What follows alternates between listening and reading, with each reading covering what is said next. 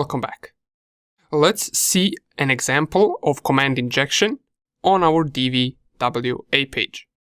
So open up your OWASP and navigate to the DVWA. Here we are going to log in with our credentials and make sure, as usual, that intercept is turned off so we can navigate between the pages.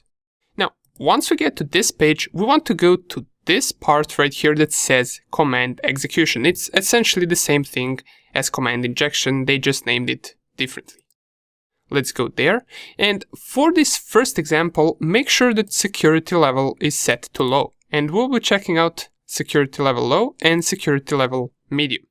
I believe in these newer versions of DVWA, the high security level is actually not vulnerable, and it's an example of how the code should look like once the input is not vulnerable, or once the input is filtered properly. So right here it tells us ping for free.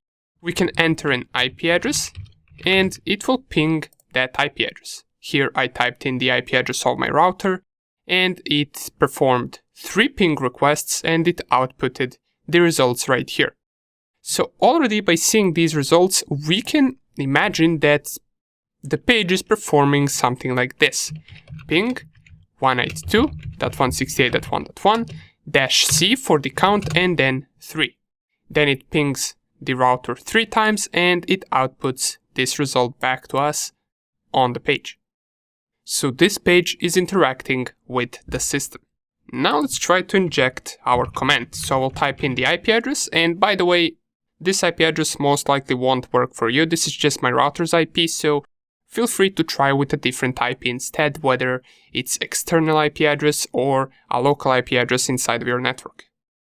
And now let's type semicolon and let's type ls. Submit this. And here is our command injection. It executed the second command as well. So simple as that, we managed to run our command injection, and now we can do pretty much anything that we performed in the previous videos, such as running reverse shell, such as taking a look at different accounts and passwords and all of that. But this is not why we performed this example. We want to see how we can also perform command injection on security level medium. So to change the security level on DVWA page, navigate to here that says DVA security and change from low to medium. Click on submit and go back to the command execution, and down here you should see that now the security level is set to medium. So let's try the same thing. Let's go with the IP address first, just to see what type of output do we get. And we get pretty much the same output as before. Now let's try to execute our ls command by typing semicolon space and then ls. Nothing happens. And you will notice that on this DVWA page, we do have the source code to how this input is filtered. This source code is written in PHP, and we're going to take a look at it just so we can see why our command injection doesn't work now. So let's open the source code. As I mentioned, it's written in PHP. Even though we don't really need to know PHP, we can try to guess what this code is doing. So this is the IP address that we input, or should I say the command that we input, and now it performs this part right here, or should I say this part. This is the important part for us. So it creates an array that uses these characters. And we can see our semicolon right here. So it pretty much every time in our command that it sees semicolon, it will change it to nothing. Same goes with these 2 signs. And by the way, these 2 signs are also used to concat different commands. Let me show you in terminal. So you can type something like ping 192.168.1.1 -C3, and then you can use these 2 signs to also run ls right afterwards, as you can see right here. So semicolon is not the only way that we can concat commands. And we can see both of these ways are filtered. It will replace them with nothing in this line right here. And that's why our ls command doesn't work. So does this mean that the input is not vulnerable? Well, not really. There are more ways that we can concat commands. For example, we can type ping 192.168.1.1-c3, and then instead of using two of these signs, we can just use one of them, and it will still work. Let me show you. If I type one sign and then ls, here it is. It printed out both of these things done. It just did this first command straight away and the second command right after. But it did perform both of these commands.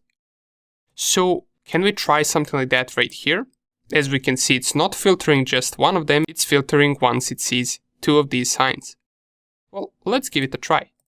Let's try to ping 192.168.1.1 and use one of these signs and then ls. Let's submit this. Whoops, it actually won't work because we typed ping, so we just need to type an IP address and let's say who am I. Let's type who am I this time, just by using one sign to separate the commands. And we do get both of the outputs back, just the who am I output is somewhere in the middle of this command.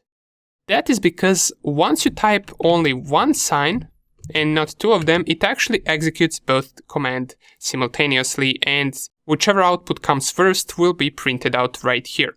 And currently we got the output of who am I in the middle of the ping command. But we did run our command injection on medium security level. Awesome. And in reality, you wouldn't really have this source code right here. You wouldn't be able to see the PHP code. However, you would try all of these signs. You would try semicolon, you would try both of these signs, you would try one of the signs. You can also try the pipe character in order to concat different commands. And all of those things could be filtered, or maybe most of them are filtered, but you do manage to find one sign that isn't, that will allow you to perform command injection. So you would just try all of them and see whether any of them works. Now that we covered command injection, in the next section we're going to cover another big set of vulnerabilities that is called broken authentication. See you in the next lecture.